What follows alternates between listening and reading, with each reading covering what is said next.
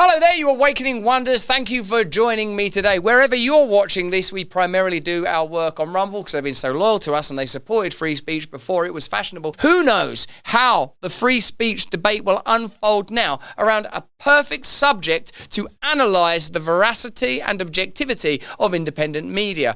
Who among us thought that in the early days of Trump, we would see AI, mRNA technology being offered as a solution to the world's ails, in particular as a cancer vaccine by Larry Ellison, who has interesting ties, or at least Oracle has interesting ties to the CIA. And look, just at a gut level, how many of you thought early in the Trump administration, you'd see mRNA technology, which I don't think we're crazy about, and surveillance technology potentially aligning. Also, I don't really want to hear the word vaccine for a while, confidently emerging out of government spaces. What I want to see when it comes to vaccines and medicine is Bobby Kennedy and Dr. Oz and Callie Means and Aaron Siri and Jay Bhattacharya and Robert Malone, experts and government officials now, in the case of Makari, Bhattacharya, Oz and RFK, empowered to handle American health. That's just what I think, Lo. Let me know what you think in the comments, because there is something.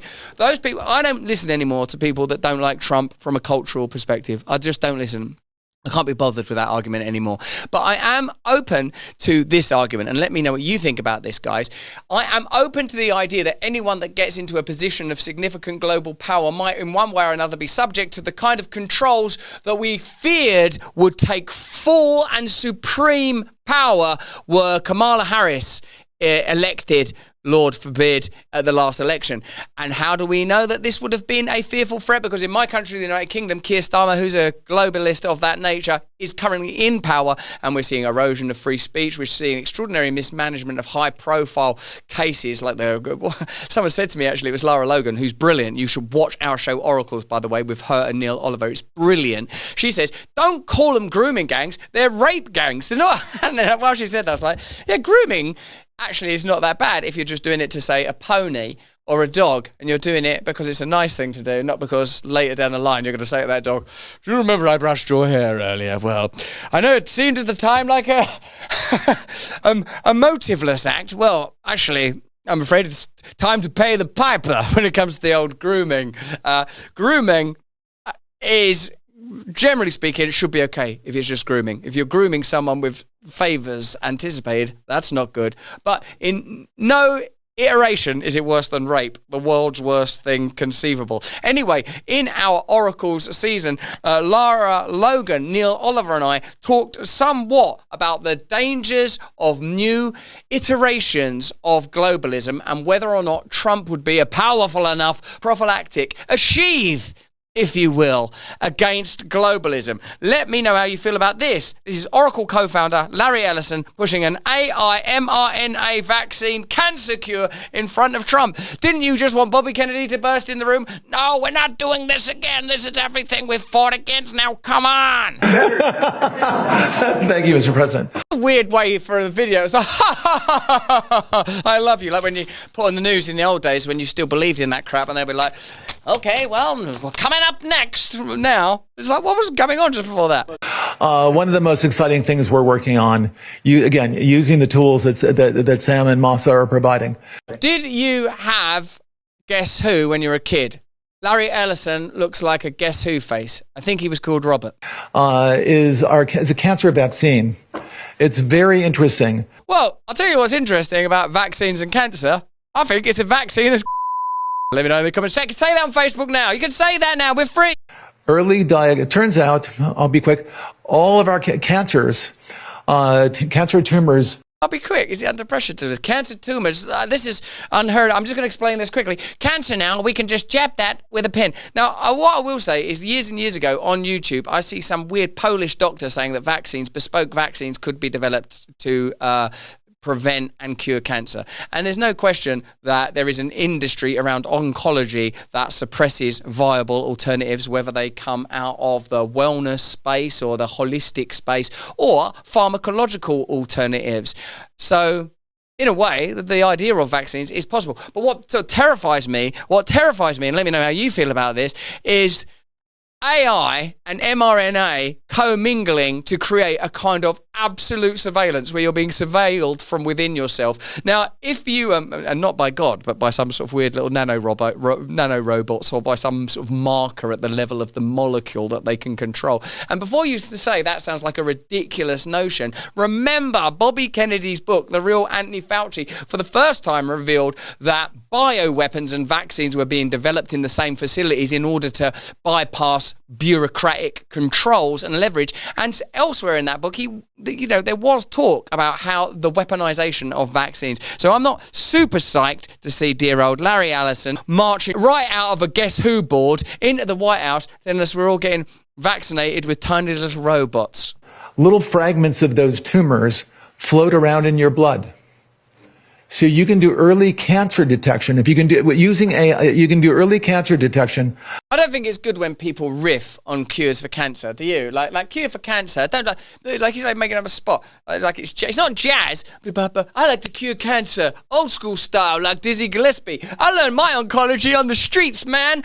They're doing oncology curing cancer in the hood with a blood test, and using AI. Oracle, your company, did it take any donations from any CIA carve-outs at its inception, in the same way that you find curious connections between Google founders Larry Brin and Serge Payne and CIA carve-outs and groups like the Atlantic Council, suggesting that even while they were still at Stanford developing PhDs on how their technology would work, formative relationships were being created that would lead eventually to the technology of Google Maps, which is of course ultimately and initially government technology, surveillance technology being deployed commercially so that citizens will openly use it and give it information, not thinking about what's being back-channeled. What's going on, Larry? Do you like to improvise that stuff? To look at the blood test. That is the image accompanying it, a gym, like a home gym, that you can use AI to analyze it. Also, though, have you seen my abs? That's because of this device. It's a home shopping channel. What's that next to his head? You can find the cancers that are actually seriously threatening the person. So we can, again... I mean, look at a badass home gym. Well, that's actually a better alternative. Or stay fit and healthy. Get lots of vitamin D, maybe a bit of methylene blue, baby. Get some good CBD oils, no THC, and do that instead. Also, do some bloody exercise. Cancer diagnosis. It also looks a bit like the principal in Ferris Bueller's Day Off. Ed Rooney. Using AI has the promise of just being a simple blood test. Bueller! Dr. Gundry, thank heavens we can rely on you. You may be getting intoxicated without even knowing it, but this gut cleanse protocol from Dr. Gundry will help you to eliminate a potential toxin that is in all healthy foods. You're going to have to watch this, because if you're interested in the Maha movement and improving your health, if you've experienced symptoms like weight gain and fatigue and digestive discomfort, I get all of these things, stiff joints, even skin problems, well, you're going to want to watch this video by Dr. Gundry. If you want to see this, which could provide you with health information that will be immediately beneficial, go to gutcleanseprotocol.com/brand, gutcleanseprotocol.com/brand. The video is in the description, because after years of research, Dr. Gundry has decided to release an informative video to the public free. And it is an uninterrupted showcasing of what foods you need to avoid if you want to eliminate those symptoms. That's joint pain, fatigue, digestive discomfort, and even weight gain. Have a look at this video by Dr. Gundry. Then beyond that, once we gene sequence that cancer tumor. This is too complicated to do a press conference. Like I like all of us, I've had to become an expert in mRNA technology, and now I understand things like how it can't have been a natural origin leak when it came to COVID in the first place, because you can tell at a molecular level that it's been adapted by humankind. I know all of that now because we were lied to so much that every single one of us basically had to become a Stanford scientist, and thankfully there were genuine Stanford scientists like Jay Bhattacharya that told us the truth plainly, and Peter McCulloch and Robert Malone, and like so many people dedicated themselves to going, don't lie to us. But still, I don't want to see cancer treatments improvised at a podium by the principal from Ferris Bueller's Day Off. That is not what I want. Andrea Lynn says, anti-vax Trump supporters, your moment has arrived again. The Trump admin is now backing AI-generated mRNA cancer vaccines. Are you awake yet, or will you keep pretending your guy is fighting for us? How do you feel about this? You know, there's been so many good things. The Silk Road geezer gets released. The WHO gets left. Please God. Bobby Kennedy's in power now. Please God. But there are some things that, I got some questions, man. I got some questions. Here's Larry Ellison in 2024 discussing the future of AI surveillance. You know, like, it's all right, Larry. You can be all like sort of, frankly, ginger about it and make everything seem more friendly. Oh, we can see the bloodstream going there. I might use this home gym. But here he is in September 24 talking about AI surveillance technology. And what I don't think any of us want, do we? Let me know in the comments and chat, is AI and mRNA coming together. Let's forget Elon Musk and Sam Altman's spat, the oligarchical quarrelling taking place between Oracle facilitators. Yeah, that was good, wasn't it, to go sort of quarreling and Oracle. That was fascinating, saying all that stuff. It's not as important as Larry Ellison discussing the potential use of AI surveillance and the ultimate introduction of social credit scores. Citizen management is our biggest fear. I believe that we'll get to the point where your currency, your movements, your travel, your behavior will be controlled. But I feel like that we're already being coached. Every time you give an Uber driver like 5 stars or 3 stars, you're entering into the idea that we are all assessing each other. Of course, we assess each other culturally and biochemically and hormonally and in all sorts of ways anyway. But what I'm saying is that if you pull all that data, if you grant some centralized force that is not God the ability to manipulate and control your reality using that power, you are creating a, I'm sorry to say, a Luciferian reality. Now, here is Larry Ellison talking about that degree of surveillance, or what I would call omniscience. The police will be on their best behavior because we're constantly recording, watching and recording everything that's going on. Citizens will be on their best behavior. Everyone is going to be on their best behavior because I'm going to be watching them. It'll be like Ferris Bueller again, but now I've got Ferris Bueller on a tag. I'm observing his every... Can you not see that I'm sick of that kid skipping school? Because we're constantly recording and reporting everything that's going on. You can't just suggest that to us. None of us want that. None of us want, oh, the police will be on their best behavior. They've already got them body cams. We're already being surveilled everywhere we're going. It's never for us. It's never for us. It's always for them. That's the whole process of government. We're doing this for you. Are you really doing it for you? Yes, but if we dress it up enough, you might believe that it's actually for you. If you're pretty stupid, and you might be because your food's terrible, you're full of dreadful drugs, you're exhausted, you're terrified of there being a new war, there's probably chemtrails in the air, your water's full of fluoride, you're in a lot of trouble. At least some of those things are being reversed, but not enough. It's unimpeachable. The cars have cameras on them. I think we have a squad car here someplace. But those kind of applications using AI, if we can use AI, and we're using AI to monitor the video. So if that altercation that occurred in Memphis, the chief of police would be immediately notified. They should be telling the police anyway of the altercations like that. Look, this is going to be better for everyone. Even better yet, go into your house right now, sit on the toilet, take down your trousers and pants, and just sit there and do whatever I tell you. Send me footage of yourself defecating. Send me samples of your stool. They can never legitimize control on the basis that they will protect you using that control. Give us control and we'll give you protection. That's the fundamental relationship between the governed and the governing. In fact, that's what feudalism, relatively early systems of centralization, baronial Britain, for example, was reliant on a serf class responding to a lord. Note the triangle, everyone. Don't go crazy in the comments. And they would be controlled by that force, and then the baron was controlled ultimately all the way to some sort of sovereign who was probably doing child sacrifices somewhere. Anyway, you can't use the idea that we will protect you in exchange for potatoes or compliance or obedience or access to all of your data any longer. We saw during the pandemic period what centralized control offers and who benefits from it. It's the controllers, not the controlled. And that's obvious, really. What's the point of control? Power. It's not people that are looking at those cameras. It's AI that's looking at the camera. No. You can't do this. That's even more reassuring. It's not even humans who you could appeal to or persuade or fall in love with or comb their hair. It's AI. It's a soulless robot. It's literally the plot of Terminator. It would be like a shooting. That's going to be an event that's immediately, an alarm is going to go off. It's going to be, and we're going to. These things have all got to happen anyway. They've all got to happen anyway. They're always introducing laws that they've already got a law for. This is a brilliant law. What if anybody at all, shoots someone in public, we just put our foot down and say, that's enough of that. There's laws for that. Have supervision. In other words, every police officer is going to be supervised at all times. Larry Ellison improvises all of his solutions, whether it's a cure for cancer or totalitarian control. We're going to have blood, robots, just pulling words out of the air. It's going to be a vaccine. You're going to sit at home. You're not making a pizza. You're making a civilization. Someone should stop him.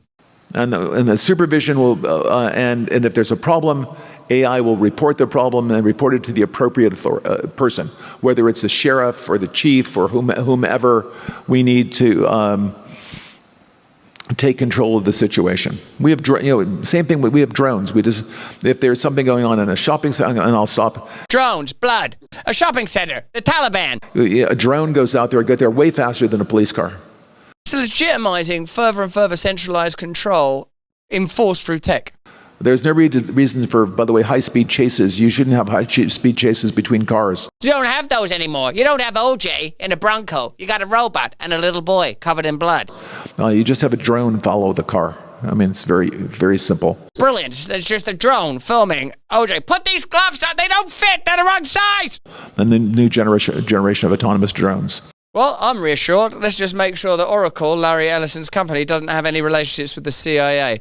Oracle CEO Larry Ellison envisions a future where AI revolutionizes healthcare by detecting early-stage cancer and creating personalized mRNA vaccine therapies tailored to individual needs. Ellison, the co-founder of Oracle, has no ties to the CIA through the company's origins. Oracle's journey began with a project known as Project Oracle, partially funded to develop a database for the CIA. The company's name was inspired by this very contract, with Oracle serving as the code name for the CIA's groundbreaking database initiative. So, other than doing their very first contract and basically coming up with a name, CIA has no connection to Oracle. Oracle is also the name of the show we do every Thursday with Neil Oliver and Lara Logan, and we'll probably be talking about this story. In fact, we will talk about this story with our own oracles. There they are there, look at them. Join me this Thursday for that. What I suppose we're fundamentally discussing is, can we trust the Trump administration to provide us with the protection that they offered from globalist power? And a significant part of that globalist power was surveillance and mRNA technology. No one, I don't think, is opposed to the ways in which science and technology can present solutions to the challenges of being human. I mean, that is the true point of scientific endeavor. But when scientific endeavor becomes alloyed to globalist controls, it will be clear and you'll be able to see it. It kind of won't make sense. And it will sound like people are like improvising reasons why you should get a cancer vaccine or why you should be surveyed by AI. In general, I would say human beings are fallen. Not that we aren't loved and beautiful. Indeed, we are forgiven. The problem comes, I believe, significantly when you centralize en masse power, when you aggregate the ability to control two human beings who are by their nature broken and fallen. Those human beings start to claim that they are the source of the authority rather than the implementers of that authority. And what concerns me about placing health and surveillance under one rubric, or even having projects that could potentially bring those two ideas together, is it grants further control when it seems to me that most of the people in our community are interested in freedom. And we see Donald Trump as a kind of protector and respecter of individual freedoms rather than a broker and agent for the interests of the powerful. Plainly, Donald Trump is a person who believes in hierarchies and wealth aggregating around entrepreneurs and tycoons, and I don't think that fundamentally people care about that enough to say we want to live in a more equal, fairer society where you break down monopolies and control corporations. And that doesn't seem to be how America works, or the general attitude of America. But I reckon all of us acknowledge a sort of tipping point where global corporate and commercial power is so significant that governments become subsidiary to them. That's what we were experiencing in sort of probably between, I don't know, the 60s and right up until the new rise of the right. The nationalism, I would say, precisely coming together to oppose globalist forces. Now we're in this unique new moment where one of these populists, or once again, but perhaps further empowered, Donald Trump has taken power as he did in 2016, but we're further down the line with technology now, and Biden was decimated. The Democrats are decimated and in total disarray. What I would say we want to see now with some urgency is that Donald Trump is not going to govern in the service of powerful globalist interests. What we want to see is that Donald Trump is empowering communities and individuals to freely run their own lives and allowing us to live within value systems that are connected to the only authority that there ever could truly be. But that's just what I think. Why don't you let me know what you think in the comments and chat? Remember, we stream on Rumble 4 days a week, Monday to Thursday. Monday, always a brilliant interview. Tuesday and Wednesday, fantastic live streamed shows. Thursday, the Oracle series with me, Lara Logan, and Neil Oliver. If you're a Rumble Premium customer, you also get Break Bread with Russell Brand, where I have fantastic conversations with people like this. Well, thanks for watching this video. Hopefully see you over on Rumble. In the meantime, if you can, stay free. Hey, thanks for watching. If you want to see more uncensored content where free speech can flourish, join our live stream. Click the link right here to watch the next video if you want to, or become a member of a growing movement. Download the Rumble app and you'll be informed every time we make a new piece of content. Stay free.